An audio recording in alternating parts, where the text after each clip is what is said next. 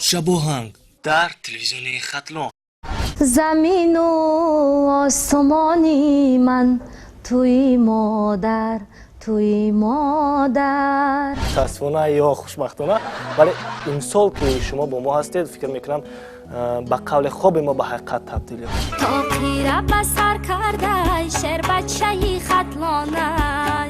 شما زاده خطلونی و باید حتما شعر بچه خطلون بله بگید. عیناً این سرود را من در جشن استقلالیت در شهری باختر شده بود.